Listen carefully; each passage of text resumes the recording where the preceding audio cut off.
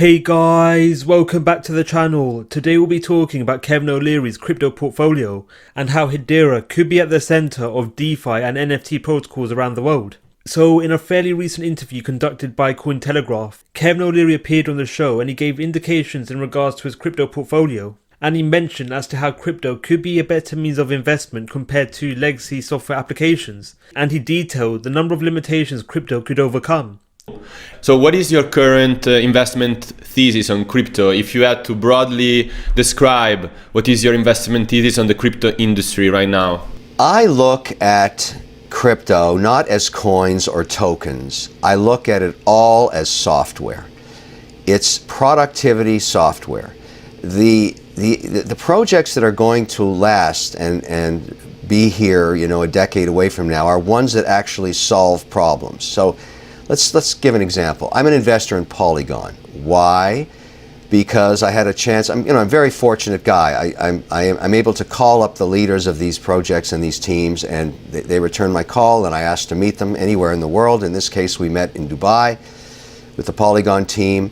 I'm an investor in software engineers. I always have been. I've been in the software industry for 20 years. They're very, very strong, and their mandate, what they decided to do, is to try and reduce the cost by sitting on top of Ethereum and aggregating transactions. So the gas fees are a fraction of what they would be if you're doing them one at a time. I thought that was a brilliant strategy, and I made an investment in Polygon. The same with Solana, the same with Ethereum, the same with HBAR. All of these are software. If you're investing in, for example, in Google or in Microsoft, what are you investing in? You're investing in software. Why wouldn't you invest in crypto? It's software too. And the regulator is in my view, going to eventually support these initiatives because of the tremendous economic enhancement and productivity they provide for the underlying economy. So as detailed by O'Leary, crypto and DLT applications are merely software. So individual developers and or organizations may turn to the likes of Hedera over other DLTs and potentially legacy software applications, most notably due to the innate qualities attached to Hedera, especially Hedera's high degrees of scalability, its cost effectiveness and its high finality rates. When cases surrounding Hedera's scalable nature, the network is able to process 10,000 transactions per second, and when sharding mechanisms are induced to Hedera's network, the network could potentially process an unlimited amount of transactions at a given time. So these key characteristics are coupled with the other innate qualities and features associated with Hedera. When cases surrounding the fees attached to the usage of Hedera, the network can validate and process transactions amounting to $0.0001 per transaction. So this means that if an individual developer or organization wishes to implement and roll out Hedera's network into their use cases and developments, they can do so whilst harnessing the low fees attached to the usage and utility of Hedera's network. So Hedera could be the ideal platform, especially surrounding DLT, for software applications for a number of organizations and individual developers around the world. So the intrinsic qualities attached to Hedera has seen a number of organizations already taking on the benefits surrounding Hedera's network, where organizations including the likes of Google, NATO and the NHS have actively taken on the benefits surrounding Hedera's network for a number of their use cases. So the significant amounts of entities and organizations taking on the benefits surrounding Hedera, this has induced reverberating effects across the wider Hedera network and has seen Hedera becoming the most widely utilized enterprise-grade network on the marketplace. So with esteemed investors including the likes of Kevin O'Leary and world-renowned organizations having a direct affiliation with Hedera, including the likes of Google, IBM and Tata Communications, this could lead to Hedera continuing to be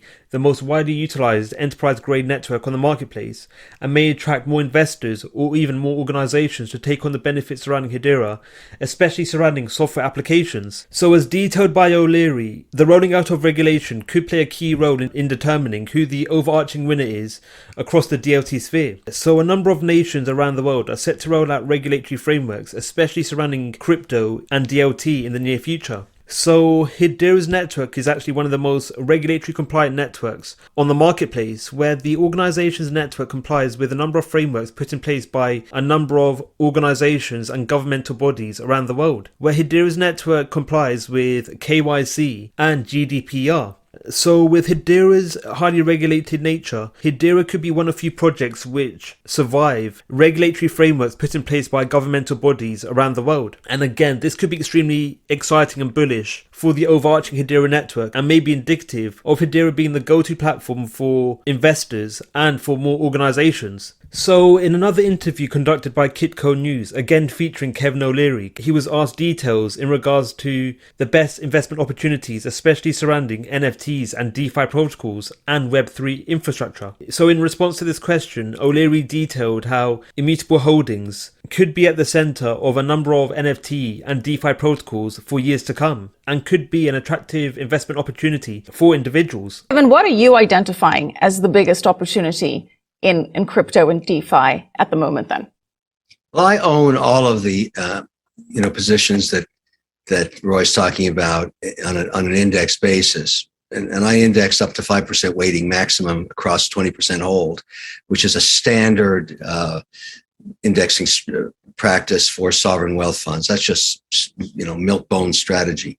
But I've gone a little farther. I've decided that I'd like to own some of the infrastructure of Web 2.0, Web 3.0. And so I've taken equity positions where regulators allow it, and that's primarily Canada. The NEO exchange is the preferred exchange now. It's been announced the CBOE is buying it. So it's going to be basically an American exchange, but housed in Canada. But it has companies like WonderFi on it. And now that means BitBuy's on it too. That was the first license granted by the regulator there. It trades as an equity, WNDR, and also Immutable Holdings, a company that's headquartered basically in Puerto Rico, where they are building out this huge platform for NFTs. They own NFT.com. They're a blockchain company. You can buy those equities on the NEO exchange in Canada, but where the regulator allows it. And so some of these companies get listed in Norway and Germany where regulators allow it. But for me, those are also full weightings. I've got 5% weightings in those names because I want to own the picks and shovels. It's not just the gold that people made money on the gold rush. It was the picks and shovels. So in my portfolio, I've got a lot of picks and shovels. And again, it's all software. You meet these executives in these companies. They're young, really strong engineers in there. And they don't want to work for industrial companies anymore. They want to be on the chain. That's where the future is. And they're the smartest hands. And that's where they make the most money because they're cutting edge advances in financial services. So that's the investment thesis. It's not just Bitcoin. Some of these equities have actually outperformed Bitcoin for me because they've had dramatic moves as markets start to recognize the merits of owning these companies. Yeah. But again, it's like Roy said, I bought these at fractional prices on their first and second rounds. And now they're trading and they've moved materially. So I'm going to keep doing the same thing. That same thing with the Norway project. That's private. But what about investors that do not have the opportunity like you did to invest in WonderFi and Immutable Holdings, which, as you said, have now listed? That's the point. They can now if they wish. They're can public now. So as detailed by O'Leary, Immutable Holdings could be an exciting investment opportunity, especially for individuals who are looking to invest into NFT or DeFi organizations. So Immutable Holdings is a collection of industry-leading businesses within the digital asset ecosystem. Their mission is to demystify and democratize digital assets by building products and services that increase awareness and adoption of digital assets for both retail and institutional users. So with the key characteristics synonymous with Immutable Holdings actually has a strong affiliation with Hedera, where Immutable Holdings are the active owners of the My HBAR wallet. So the acquisition and ownage of the HBAR wallet and HBAR Labs sees the organization pushing and being committed in growing the HBAR ecosystem. And the organization's acquisition of the My HBAR wallet is also centered around improving the experience for HBAR holders. So with an esteemed organization, including the likes of Immutable Holdings,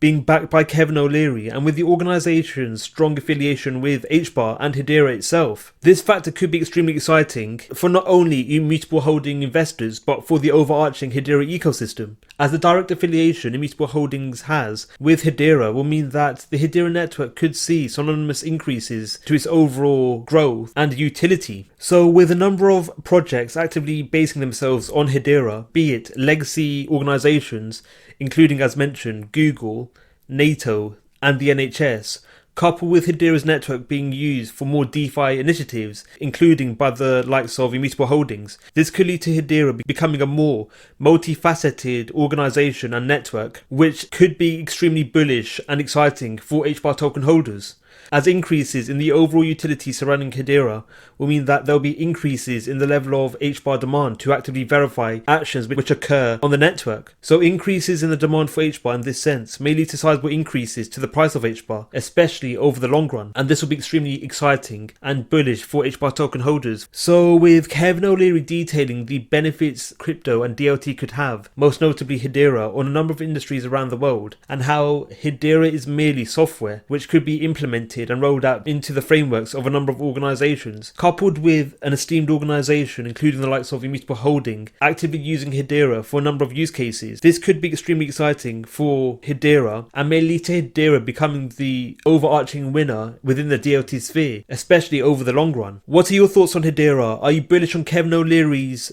appreciation and investment into Hedera? Let us know your views in the comments below. Thank you for watching Crypto Clan. Don't forget to like, subscribe and click on the notification bell. Let us know your views in the comments below. Thank you for watching and we'll see you in the next video.